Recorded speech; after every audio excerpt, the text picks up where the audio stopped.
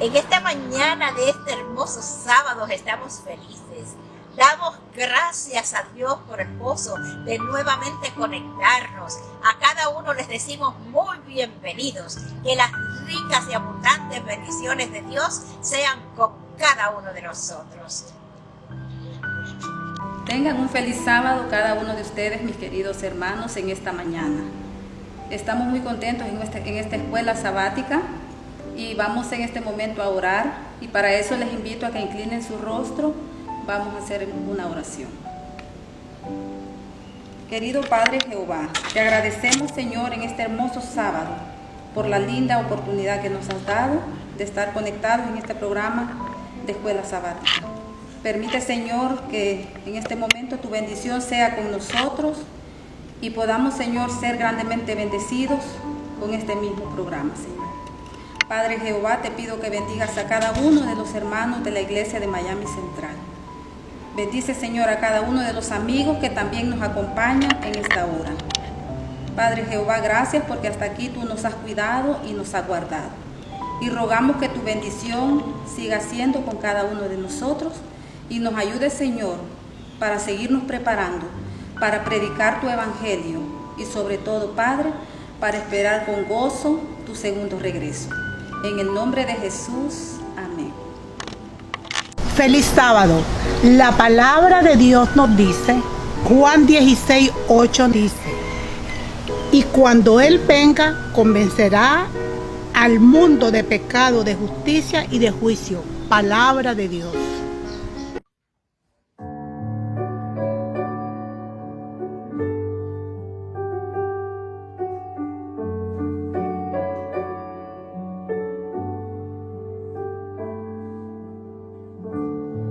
Cada día veo yo en sus ojos el sufrir, gente llena de dolor y sin rumbo aquí,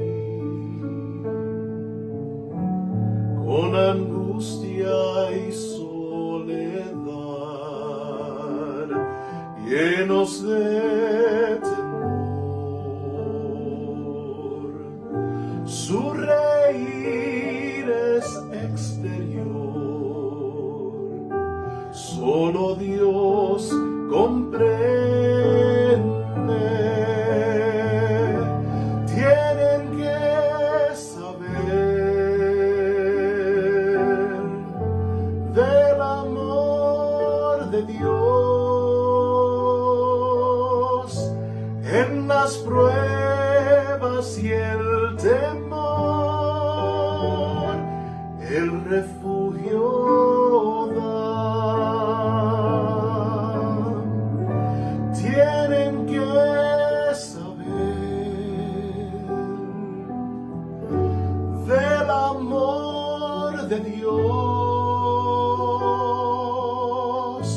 que en Él hay salvación. Tienen que saber.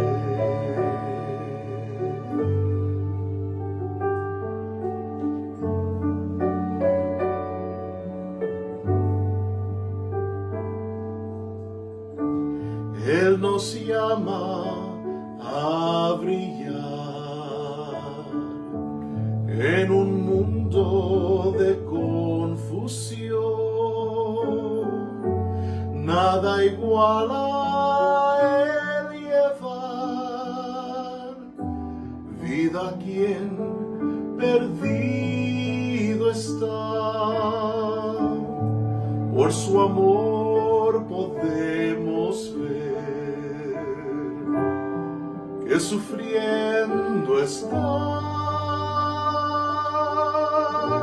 Ellos tienen que oír, debemos compartir. Tienen que saber del amor de Dios en las pruebas y el temor,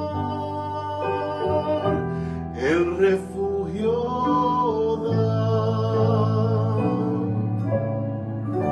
Tienen que saber del amor de Dios, debemos proclamar y nuestras vidas dar. Tienen que saber.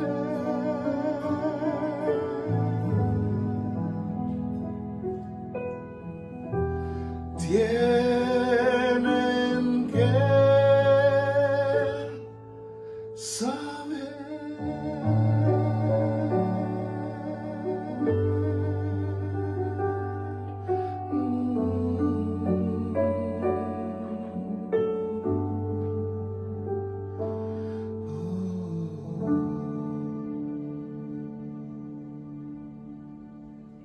El Espíritu Santo es la mayor bendición que un hijo de Dios o la iglesia puede recibir.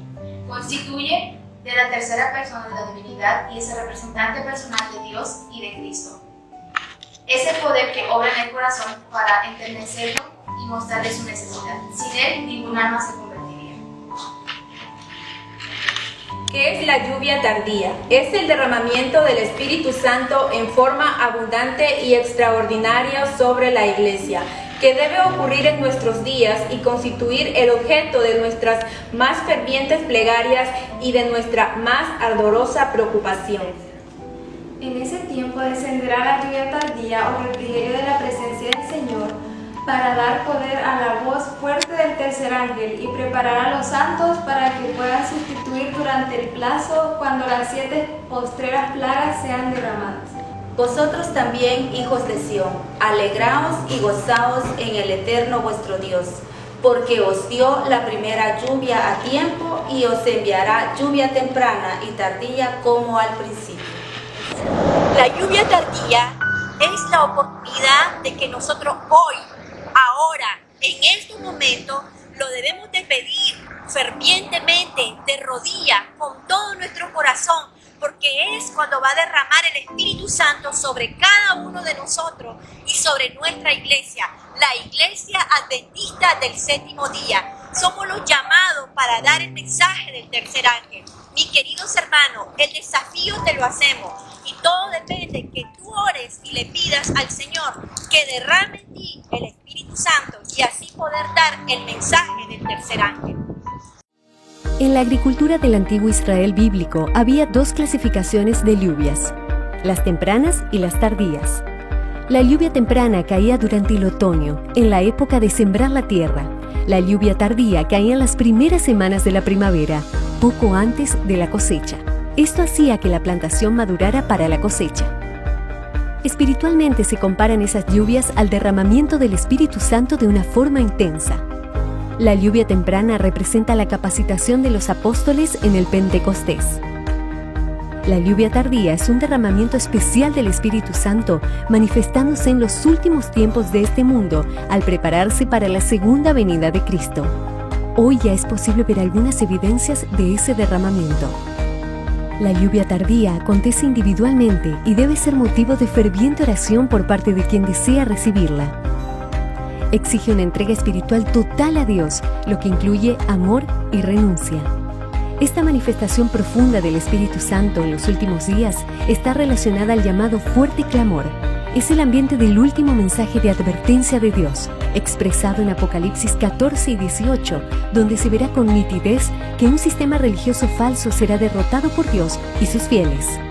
Muchos temerosos de Dios, que hoy de manera desprevenida conviven y creen en ese sistema religioso falso, son llamados a unirse al movimiento obediente del Señor. Dios prevalecerá, y los que lo sigan sabrán posicionarse a su lado.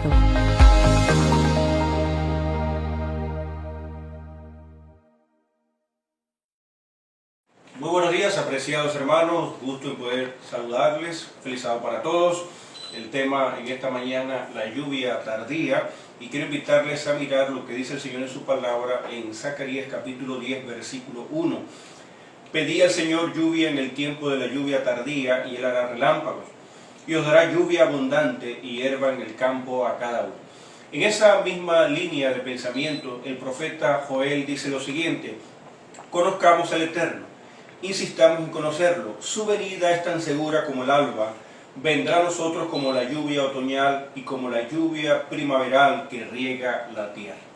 Veamos entonces que el Señor toma dos operaciones de la naturaleza para ilustrar la obra que el Espíritu Santo siempre ha hecho en el pasado, en el presente y seguirá haciendo en el futuro en cada persona y en el pueblo de Dios. Dice la señora Huay en Testimonio para la Iglesia: el Señor emplea estas operaciones de la naturaleza para representar la obra del Santo Espíritu de Dios. En el libro de Joya de los Testimonios, en el tomo 3, en la página 211, dice: pidan con fe la bendición prometida y ella les vendrá. El derramamiento del Espíritu Santo en los días de los apóstoles fue la lluvia temprana. Noten ustedes entonces que hay dos temporadas, la lluvia temprana y la lluvia tardía, y el derramamiento del Espíritu Santo en los días de los apóstoles fue la lluvia temprana. Y glorioso fue el resultado. Pero la lluvia tardía será más abundante. ¿Cuál es la promesa hecha a los que viven en estos postreros días? Que el evento del derramamiento del Espíritu Santo caracterizado por la lluvia tardía será aún más portentoso. Sin embargo, nos preguntamos inmediatamente cuál es la función de la lluvia temprana. Para entender el concepto y entender la función de la lluvia tardía, necesitamos mirar indudablemente el efecto y el significado de la lluvia temprana. En el Oriente, dice el libro Testimonio para la Iglesia, en el Oriente la lluvia tardía caía en el tiempo de la siembra. Esta es necesaria para que la semilla germine. Bajo la influencia de los aguaceros fertilizantes surgen los brotes tiernos. Así que encontramos que Jesús había desarrollado un ministerio que había durado 3 años y medio. Aparentemente muy pocas personas se habían unido al evangelio que Jesús había estado predicando. Ciertamente se habían ganado almas, pero nunca había ocurrido una conversión en masa como la que ocurrió en el día del Pentecostés. Pero toda esa siembra que se estuvo realizando fue germinada, fue fertilizada por la lluvia temprana.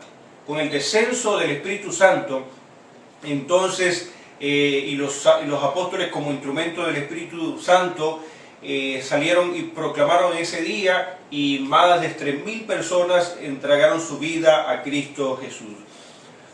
Fíjate lo siguiente, en el libro Preparación para la Crisis Final, dice: muchos han dejado en gran medida de recibir la primera lluvia, no han obtenido todos los beneficios que Dios.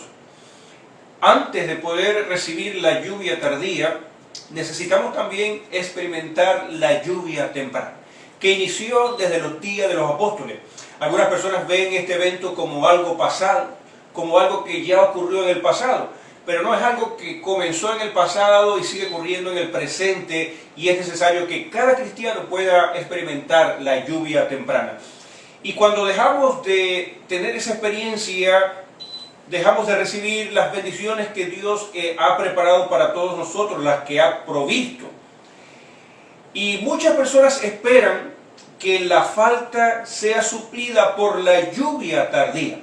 Están cometiendo un terrible error. Deben progresar continuamente, de tal manera que la preparación para la lluvia tardía es precisamente recibir antes la lluvia temprana. Cristo declaró las siguientes palabras: que la influencia divina del Espíritu debía acompañar a sus discípulos hasta el fin. Algunos ven el evento del derramamiento del Espíritu Santo como algo que está en el futuro, o como algo que pasó ya en el pasado. Pero no, la promesa es que el Espíritu Santo estaría con nosotros hasta el fin. La promesa, tristemente, no es apreciada como debería serlo. Por lo tanto, su cumplimiento no se ve como debería verse.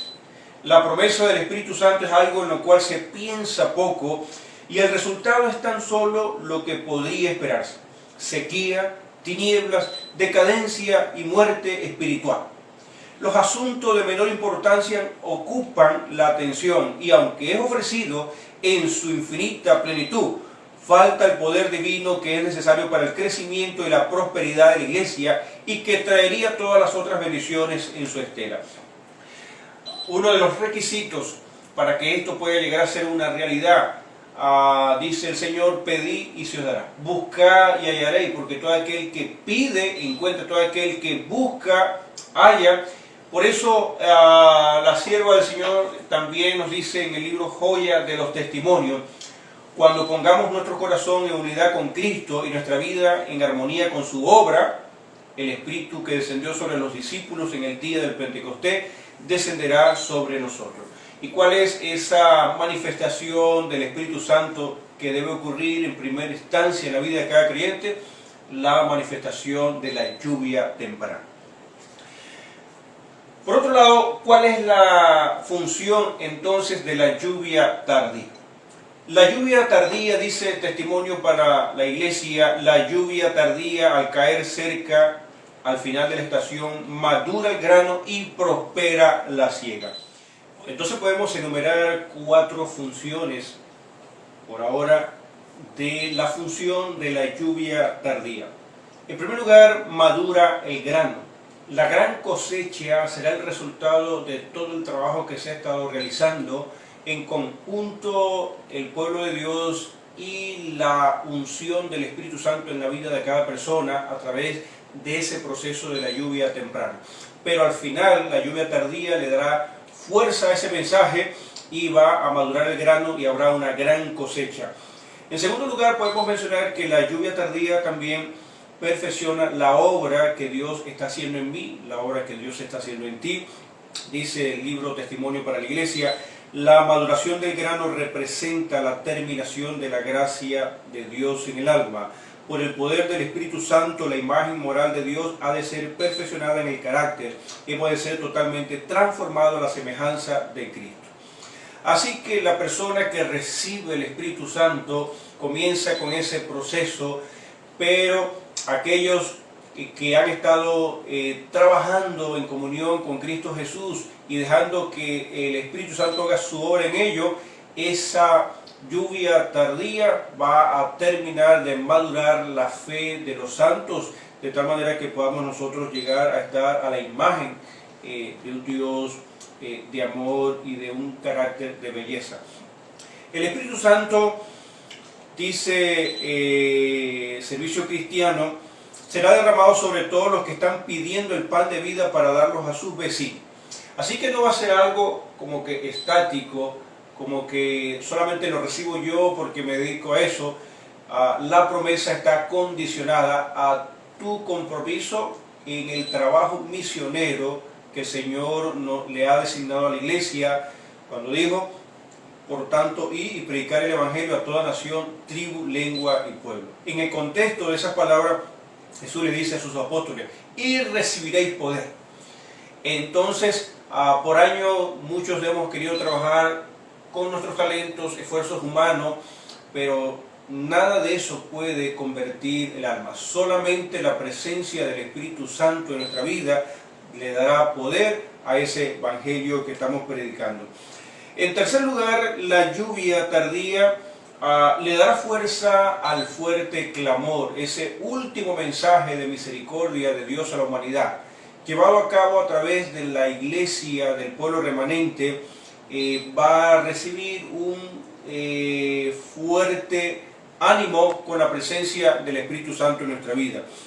Dice el libro Primeros Escritos, en ese tiempo descenderá la lluvia tardía, o refrigerio de la presencia del Señor para dar poder a la voz fuerte del tercer ángel, y preparará a los santos para que puedan subsistir durante el plazo cuando las 7 postreras plagas sean derramadas. Así que entonces, en tercer lugar, la lluvia tardía le da fuerza a ese mensaje, a ese último mensaje, pero también en cuarto lugar, prepara a los santos para resistir durante ese periodo de prueba donde no estaremos bajo la provisión de la intercesión del Señor en el santuario celestial.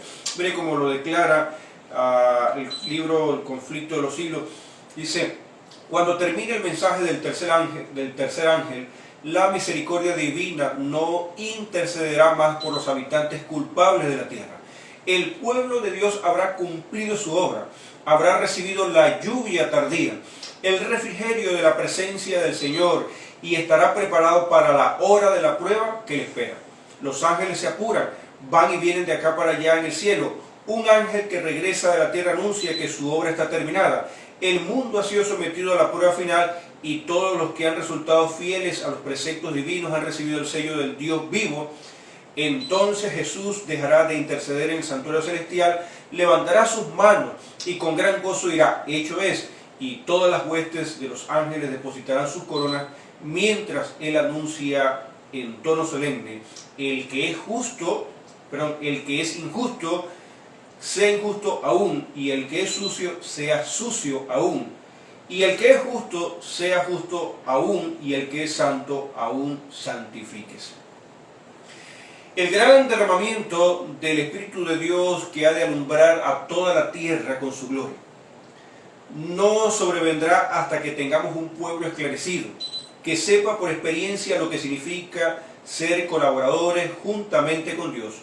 Cuando tengamos una consagración completa y sincera al servicio de Cristo, la obra que el Espíritu Santo hace en su primera etapa de la lluvia temprana, Dios entonces reconocerá el hecho derramando su Espíritu sin medida. Pero esto no ocurrirá mientras la parte más grande de la iglesia no trabaja juntamente con Dios. Dios no puede derramar su Espíritu cuando el egoísmo y la complacencia propia se manifiestan en forma notoria.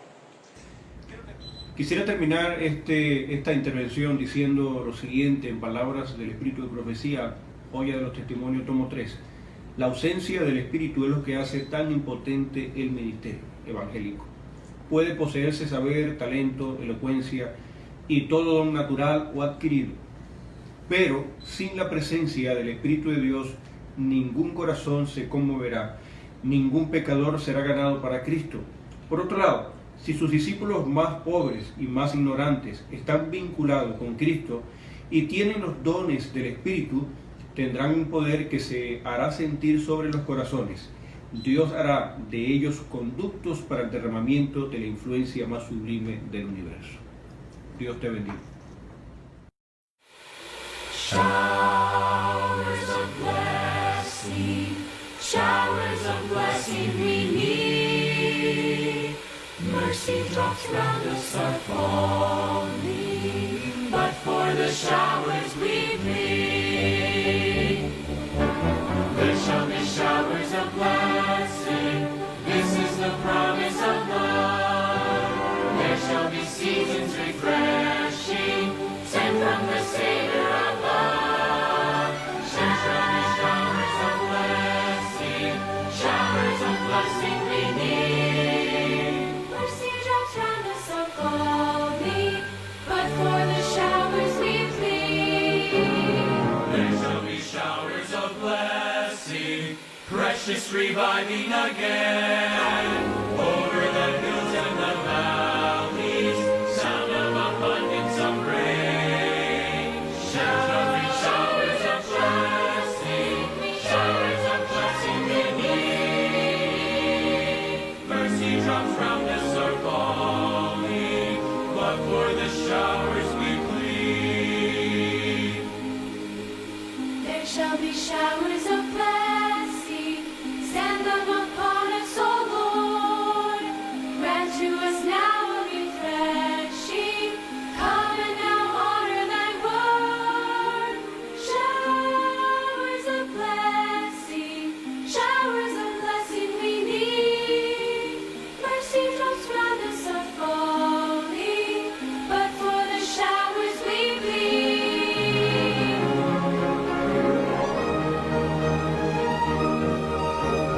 There shall be showers of blessing, oh that today they might fall. Now as to God we're confessing, now as on Jesus we call. There shall be showers of blessing we need. Mercy drops round us are falling, but for the showers we plead.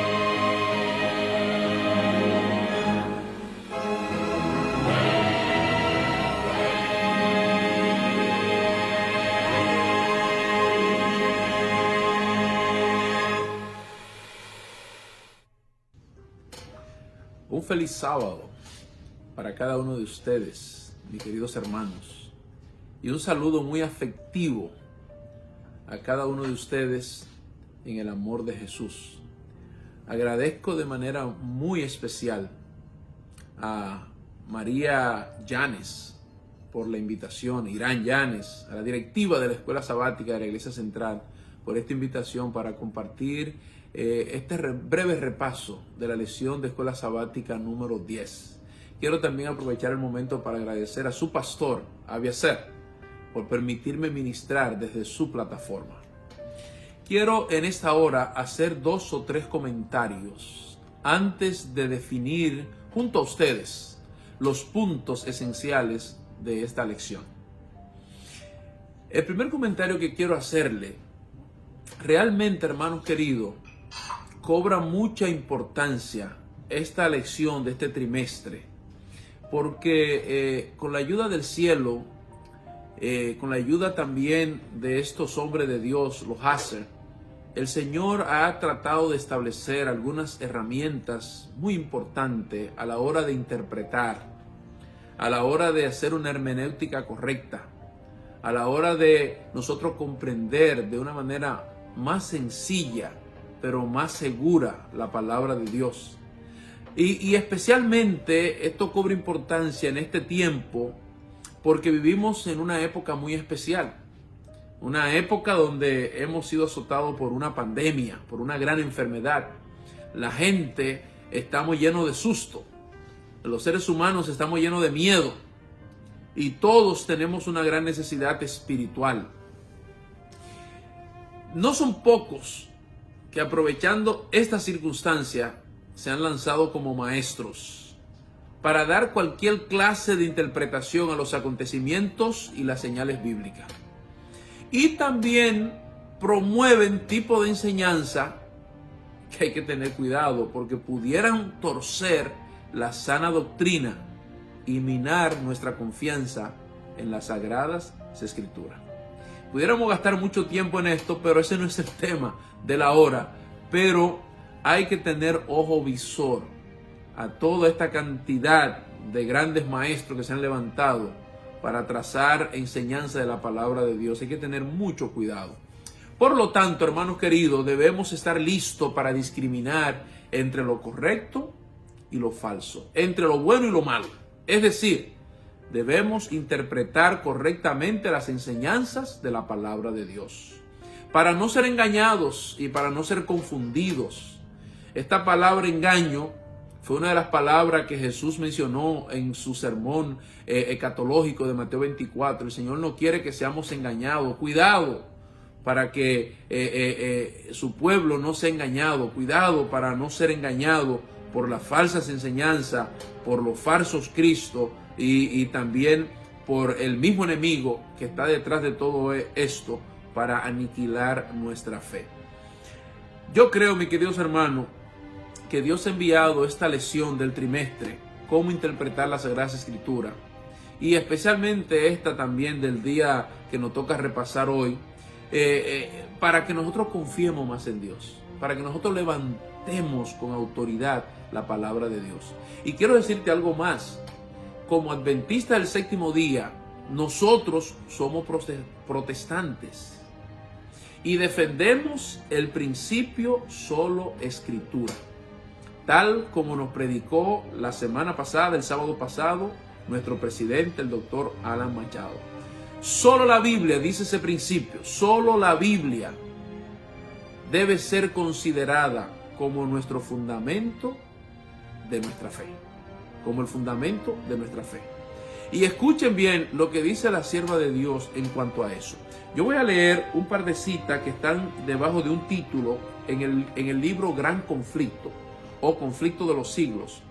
Voy a leer en la página 542 de mi versión y la página 543. El título es Nuestra única salvaguardia. Dice ella, extrayendo este pasaje del libro de Isaías, dice ella: a la ley y al testimonio, si no hablaren conforme a esta palabra, son aquellos para quienes aún no ha amanecido. Isaías 8:20. Al pueblo de Dios se le indica que busquen las Sagradas Escrituras su salvaguardia contra las influencias de los falsos maestros y el poder seductor de los espíritus tenebrosos. Satanás emplea cuanto medio pueda para impedir que los hombres conozcan la Biblia. Escuchen bien. Pero Dios tendrá en la tierra un pueblo que sostendrá la Biblia y la Biblia sola. Un pueblo Dios tendrá en la tierra que sostendrá la Biblia y la Biblia sola, como piedra de toque de todas las doctrinas y base de todas las reformas. Ni las opiniones de los sabios, ni las deducciones de la ciencia, ni los credos o decisiones de los concilios tan numerosos y discordantes como lo son las iglesias que representan, ni la voz de las mayorías, nada de esto, ni en conjunto ni en una parte, deben ser considerados como evidencia en favor o en contra de cualquier punto de la fe religiosa. Antes de aceptar cualquier doctrina o precepto, debemos cerciorarnos de si los autoriza un categórico: así dice Jehová. Mis queridos hermanos, es por eso que en este punto de la historia y en este momento de la discusión, de este repaso, no me queda otra cosa que alabar a Dios. Al ver que Dios ha usado a los Hased para traer estas herramientas, estas arras, ¿no? Estas clavijas de fe, estos anchors, ¿ve? Para nosotros fundamentar nuestra fe. Y nos han traído a la memoria un tema tan importante y fundamental como la interpretación de las Sagradas Escrituras, en el caso de hoy, la Biblia como historia. Así que quiero invitarte para que de una manera directa vayamos al repaso de la lección que nos concierne. El texto de memoria quiero leerlo. Tal vez es el único texto que voy a sacar un tiempecito para leer de manera literal de las Sagradas Escrituras. Está en el libro de Éxodo, el capítulo 20, versículo 2, y dice así: yo soy el Señor tu Dios, que te saqué de Egipto, de casa de servidumbre. Este texto también aparece en Deuteronomio 5, versículo 6. Hermanos queridos, ese es nuestro Dios. Ese es el Dios de la Biblia. Y me tienta esto a predicar, pero estamos en un repaso, estamos en una clase. Pero qué hermoso es saber que el Dios de la Biblia es un Dios que actúa, que se manifiesta, es un Dios que libera, es un Dios que te saca de la esclavitud, es un Dios que te saca de la servidumbre. Yo me pregunto, ¿cuál es tu servidumbre? ¿A qué estás tú dedicando tu vida? ¿Qué es lo que te tiene a ti como esclavo? ¿Qué ha puesto limitación en tu mente y en tu corazón para que tu fe cristiana no brille? Para que tú no resplandezca como es el propósito de Dios para ti. Yo quiero decirte, si hay algo en tu vida que te tiene esclavizado, el Dios de la Escritura, Jehová de los ejércitos, te puede libertar. Él te puede liberar en este mismo instante. Y yo digo, alabado sea su nombre. Sus hechos están registrados en la historia. Dios habla y existe. Sea la luz y fue la luz. Dios habló y existió. Cuando nosotros leemos Génesis 1, del 1 al 31, allí está registrado claramente el poder de la palabra creadora. El poder de Dios al crear. Pero también Dios llamó a Abraham a salir de Ur de los Caldeos. Ese mismo Dios libera a su pueblo de la esclavitud de Egipto. Ese Dios escribe con su propio dedo los 10 mandamientos según Éxodo 31, 18. Ese Dios envió profeta. Ese Dios envía juicio. Llama a su pueblo a compartir su santa ley y a esparcir, a predicar el santo evangelio. Ese mismo Dios envía finalmente a Jesucristo al mundo. Y Jesucristo viene y divide la historia en dos. Antiguo Testamento, Nuevo Testamento. Es decir, la historia antigua, la historia antes de Cristo y la historia después de Cristo. Hermanos, ese es el Dios que nosotros tenemos. Y todo esto nos brinda a nosotros confianza. Pero hay un enemigo y es bueno que tú lo recuerdes. No es para atribuirle más poder del que tiene, sino para nosotros estar conscientes. Hay un enemigo que no ha perdido tiempo en tratar de quitar de los hombres la confianza en ese Dios, la confianza en la palabra de ese Dios. Y utiliza todos los medios posibles para cuestionar la Biblia y reducirla a un libro de sencillas historias. Ustedes saben los métodos que utiliza: el engaño, el error, la mentira. Utiliza muchos instrumentos más. Por ejemplo, la alta crítica, los hombres de ciencia, e inclusive el método histórico crítico, etcétera, etcétera, etcétera. El enemigo utiliza esa herramienta para minimizar las historias bíblicas. Y cuando no la puede minimizar y cuando no la puede negar, entonces trata de decir que son fábulas, que son cuentos, que fueron sacadas de la mitología y que si de repente existieron, no son como lo narra la Biblia, sino que son historias más sencillas y más diminutas de como lo quiere presentar la palabra de Dios. Dicho sea de paso, quiero decirte que la Biblia contiene muchas historias, pero la Biblia es más que historia. Es la manifestación de los portentosos actos de un Dios que ama. De un Dios que ama tanto que no se puede quedar lejos. Tiene que venir a interactuar con sus hijos. Y no solamente viene a interactuar, sino que es capaz de venir a estar con nosotros y morir por nuestros pecados, para provocar, para obrar una gran salvación. De forma concreta, mis queridos hermanos, quiero que vayamos ahora al repaso de la lección 10. Estos eran los comentarios que quería hacerte antes de entrar de lleno al repaso de esta lección.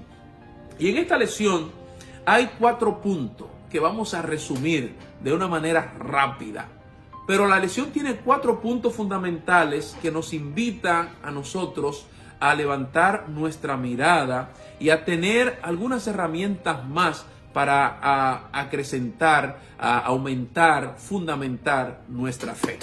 ¿Ve? Entonces, la historia bíblica son hechos reales. Ese es el fundamento, tal vez la idea central de lo que vamos a estudiar. Yo quiero ponerla de manifiesto ahora. La historia bíblica son hechos reales, son hechos confiables y que se comprueban con la ciencia arqueológica.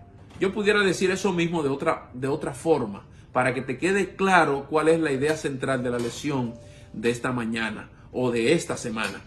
Comprobar con la historia la veracidad de la palabra de Dios. Tratar de fomentar que nuestra fe en el poder y la palabra de Dios sea segura. Y quiero llevarte a la lección del día domingo.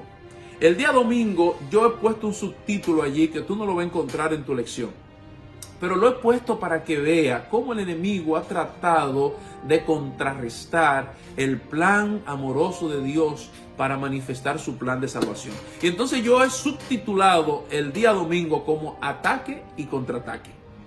¿Por qué digo ataque? Porque Satanás ha tratado de minimizar la historia de David y de Salomón. Él ha tratado de minimizar la época de oro del pueblo de Israel, la monarquía de David y Salomón. Algunos han dicho, inducidos por el mismo enemigo, que no existieron. Eso han dicho algunos. Otros han dicho que el reinado no fue tan vasto y tan poderoso como la Biblia lo describe. Ahora, yo quiero que nosotros podamos razonar de causa-efecto. Si el enemigo logra éxito con esos argumentos, ¿dónde queda parado el plan de redención? ¿Dónde queda parada la palabra de Dios? Yo te quiero comentar 2 o 3 cositas. ¿Qué sucedería si el enemigo logra implantar ese tipo de duda en la mente de los seres humanos? En primer lugar, escucha bien, sin David no habría Jerusalén.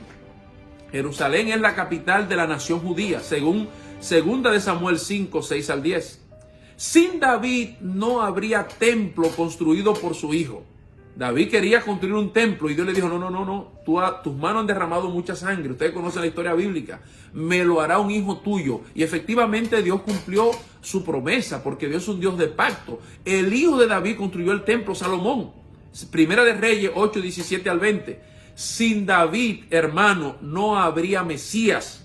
Porque la Biblia dice en el libro de Jeremías 23, versículos 5 y 6, que el Mesías vendría del linaje de David. Y eso lo confirma Apocalipsis capítulo 22, versículo 16. Sin embargo, a pesar de todo el esfuerzo que ha hecho el enemigo, la Biblia presenta la historia y esas historias son precisas. Y esas historias son tan seguras que le proporcionan al Israel de Dios su función y su misión a lo largo de su existencia. Ahora, el contraataque, porque recuerda que te hablé de ataque, pero viene el contraataque de parte de Dios. Es como aquel que tiene una baraja debajo de la manga y entonces la saca en el momento oportuno. Dios le da una victoria decisiva a Israel. Y está registrado en 1 Samuel 17, 1 al 3. Y dice la palabra de Dios que el pueblo de Israel acampó en un lugar que se llama Kirvet Keiyafá. Y en ese lugar se enfrentó contra el ejército de los filisteos. Allí se desarrolla la gran historia esa donde David vence a aquel gigantón, aquel gigante Goliat. Ahora, te menciono eso para llevarte algunos hallazgos arqueológicos. Dice el folleto que usted tal vez tiene en su mano en este momento, que en las recientes excavaciones se reveló una ciudad guarnecida, masivamente fortificada de la época de Saúl y David. Y se encontró allí 2 puertas contemporáneas de esa época. Y como la mayoría de las ciudades del antiguo Israel tenían una sola puerta, esta característica nos ayuda a identificar el sitio como Saraín, que en hebreo significa 2 puertas. Eso está registrado en 1 Samuel 17:52. Si eso es así, hermanos queridos, Si ese descubrimiento es así, estamos ante la mirada, ante el descubrimiento de esta antigüedad bíblica. Muchos creen, hermanos queridos, que esa es una de los descubrimientos más antiguos que se han podido conseguir por los hombres de ciencia.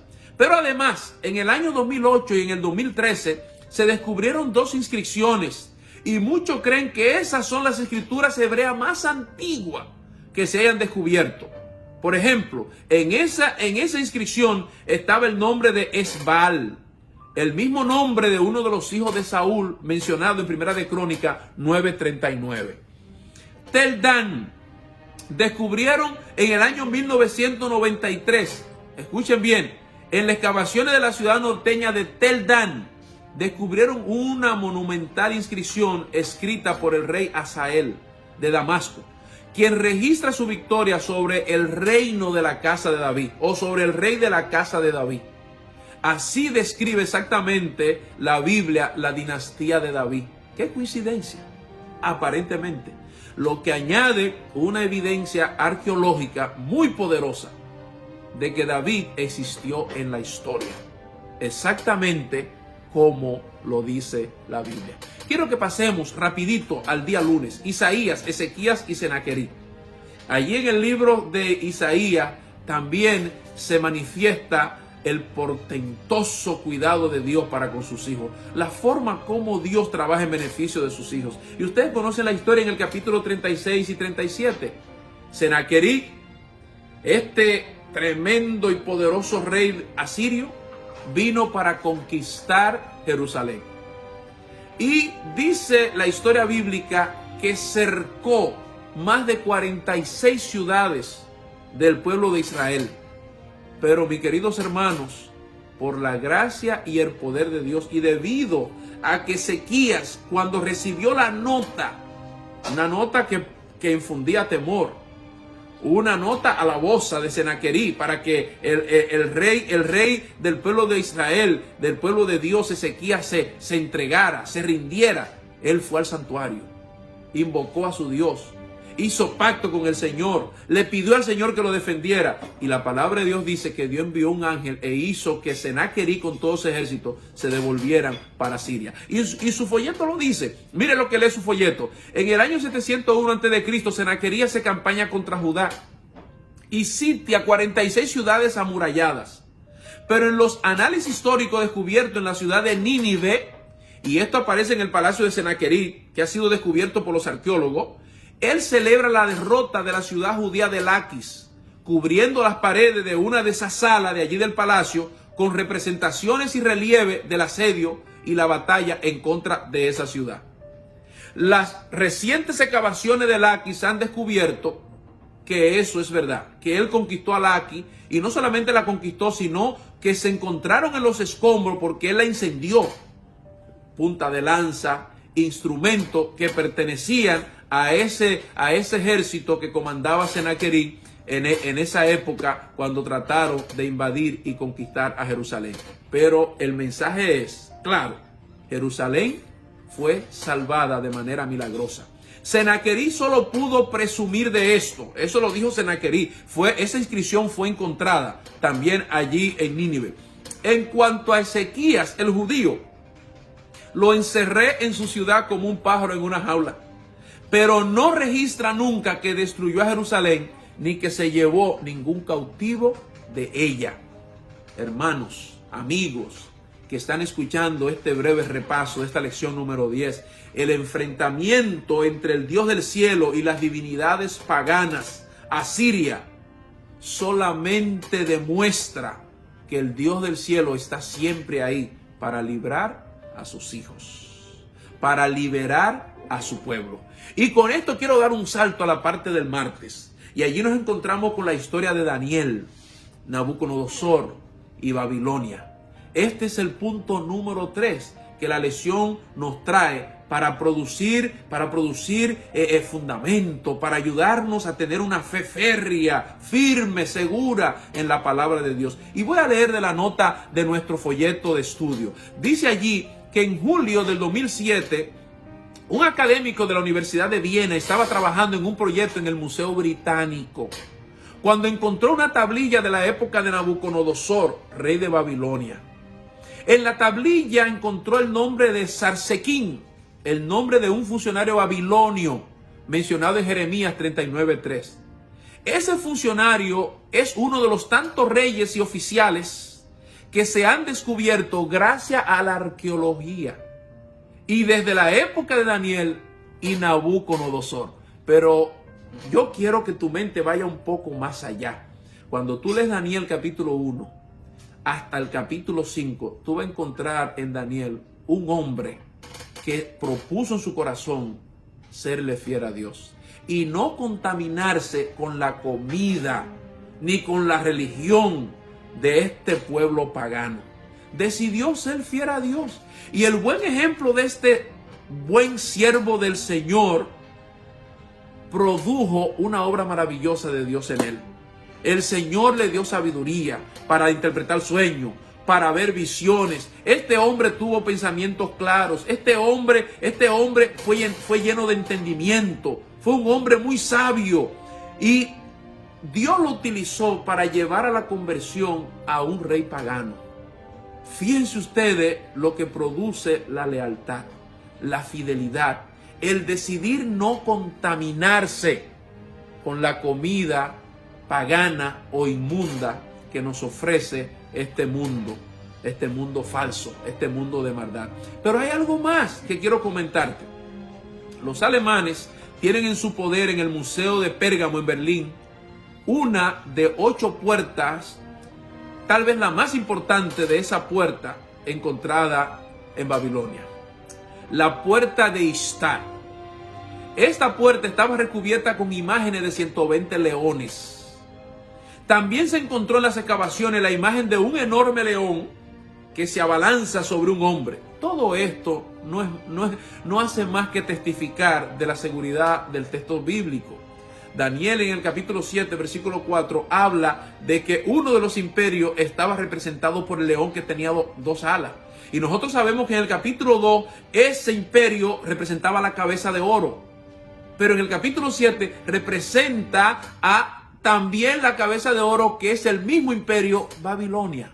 Ustedes conocen bien la historia, porque la historia se ha cumplido, así como fue profetizada. Es decir, se confirma el mensaje profético de Daniel. Pero quiero que te quede con esto en tu mente en esta hora. Propón en tu corazón serle fiel a Dios y a su palabra. Propóntelo en tu corazón, porque si haces eso, Dios trazará luz a través de ti para que muchas personas puedan creer, puedan aceptar la salvación que viene del único que puede dar salvación, el Dios del cielo, Jehová de los ejércitos, el Señor Jesucristo. Y por eso me quiero mover contigo al 4.º punto de esta lección. Y es el punto más glorioso, el Jesús histórico. Esta es la parte del miércoles. Nos invita a leer varios textos tremendo allí. En Mateo 26, 57 al 67. Y tal vez voy a tratar de leer por lo menos esta partecita rapidito antes que el tiempo me traicione. Porque la verdad es que el tiempo corre veloz. Mateo capítulo 26, versículos 57 al 67. Y lo mismo repite Juan 11, 45, 53 y Juan 18, 29 al 31. Habla allí de 3 personajes importantes que participaron en el ajusticiamiento de Jesús o en la traición en contra de Jesús. Dice allí el versículo 57, los que prendieron a Jesús lo llevaron al sumo sacerdote Caifás, donde los escribas y los ancianos estaban reunidos. Es decir, cuando seguimos leyendo vamos a encontrar el nombre de Caifás, el nombre de Poncio Pilato, el nombre del Sanedrín, el nombre de Caifás, de Anás, el nombre de los líderes religiosos que también se confabularon para hacer un plan macabro, perverso, en contra del Santo Hijo de Dios. Pero ¿quién fue Caifás? El texto lo dice. El mismo versículo 57 dice, pero yo quiero leer lo que dice tu cartilla. Tu cartilla dice que Caifás era el sumo sacerdote. Él instigó al pueblo a la conspiración y procuró la muerte de Jesús. Qué triste función de este hombre que fue elegido para servir a Dios. Pero ahí está. Entonces Josefo, el gran historiador judío que hablaba a nombre de los romanos, él registra esta declaración.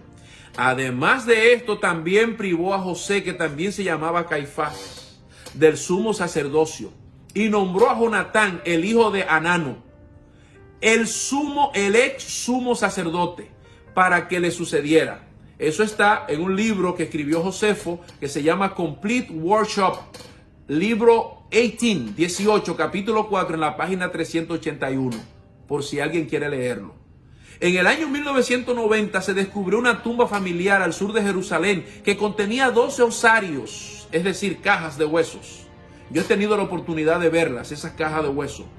Dentro de esa caja se encontraron las monedas y la cerámica de la tumba y datan del siglo I después de Cristo. Y el más adornado de los osarios contiene el nombre de José de Caifás. Muchos eruditos creen que esta era la tumba de este señor, de Caifás, y que esa era la caja precisa de los huesos de este sumo sacerdote, a quien que participó directamente en la muerte de Jesús. En el año 1961 se halló una inscripción con el nombre de Pilato, prefecto de Judea, bajo el emperador Tiberio César.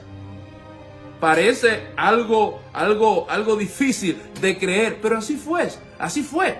En esa piedra que fue encontrada en el teatro de Cesarea Marítima, allí esa piedra tenía la escritura bien clara y decía Pilato, prefecto de Judeo, bajo el emperador Tiberio César. Hermanos, lo que quiero decirte es que la historia corrobora en ambos casos algunas de las principales figuras que rodearon la muerte del Señor Jesucristo. También los historiadores seculares de los siglos primeros. Allí está este muchacho Tácito, el historiador romano, escribió de Cristo, su ejecución por parte de Poncio Pilato durante el reinado de Tiberio César. Esos son los historiadores seculares. Está también este hermano Plinio, el joven, como le llamaban, el gobernador romano, quien escribió acerca de la adoración y la reunión de los cristianos para adorar a un Dios. ¿Ven? Ahora, la pregunta que quiero hacer, y la hago porque tal vez puede ser una pregunta que ustedes pudieran tener en su mente, o quizá la han escuchado que alguien la ha dicho. ¿Por qué tenía que ser Jesús el Cristo, el Mesías, el que murió a mano de Pilato y de Caifás? Cuando los romanos acostumbraban a matar en cruces o en cruz a un sinnúmero, a cientos de personas, se narra la historia que en un día los romanos colgaron 600 personas y lo condenaron a morir en cruz. Ahora, pero ¿por qué tiene que ser ese el Cristo? Y aquí aparece la fe. Y aquí aparece el poder de Dios. Hermano, el poder de Dios y la fe y la palabra de Dios están por encima de toda arqueología. Mis queridos hermanos, la narrativa de la Biblia es poderosa. Los hombres que lo vieron, que fueron testigos. Dice la palabra de Dios, allí en Mateo 27, creo que versículo 54, dice que el centurión que estaba frente a la cruz, cuando vio que el cielo se puso gris, que el cielo se oscureció, que hubo terremoto, que los cimientos de la tierra parecían llorar al Hijo de Dios que pendía de la cruz, ese centurión declaró y dijo, verdaderamente este era el Hijo de Dios. Pero hermanos queridos, ese Jesús al tercer día resucitó y apareció y fue visto por los discípulos. Y duró con ellos 40 días antes de ascender al cielo. Y una de las cosas que me gusta siempre decir, cuando fui a Israel en uno de los viajes, fuimos allí al jardín del huerto. Y cuando bajamos allí a ese hueco que estaba hecho, incrustado en aquella roca enorme, nos sorprendió algo así de frente. Algo nos tocó el corazón y la vida y ha perdurado en mí para siempre. Una inscripción en la puerta que decía lo siguiente: ¿a quién buscáis? Al que busca no está aquí, porque ha resucitado. Mis queridos hermanos, Jesús es historia también. pero Jesús es el verdadero Hijo de Dios. Está en la palabra y yo lo acepto y lo creo por fe. Por eso la lección te lleva a la parte del jueves donde te conecta con la fe y la historia. Todos los hombres de Dios, aunque no vieron, fueron grandes porque creyeron. Noé, Enoc, Abraham, Sara, José, Moisés, Rahab, Sansón. ¿Te imaginas a Enoc? ¿Te imaginas a Noé? No, Señor, como no veo que viene un diluvio, como no he visto que ha llovido, no voy a hacer el barco. Se hubiera perdido él con toda su familia. Pero Noé le creyó a Dios. Más allá de la experiencia y la razón, hermano, debemos confiar en Dios y en su santa palabra. Así como lo hicieron los patriarcas. ¿Te imaginas a Abraham? No voy a ir porque no estoy seguro que me va a dar la tierra. No, Dios te promete la tierra y Dios te la da. La Biblia, termino con esta cita. La Biblia surgió de la fuente de la verdad eterna y una mano divina la ha preservado, cuidando de su pureza a través de los siglos. Solo ella ilumina el lejano pasado. Solamente en la palabra de Dios encontramos el poder que fundó la tierra y extendió los cielos. Solamente en ella encontramos la verdad acerca de la salvación. Ella es la verdad. Hermano, te desafío a creer. Confiemos en la palabra de Dios, en las sagradas escrituras. Que Dios te bendiga. Quiero orar por ti. Señor, por favor, bendice a tus hijos que han repasado junto a mí esta lección y permite que su fe sea fuerte en tu santa palabra. Te lo pido en el nombre de Jesús. Amén.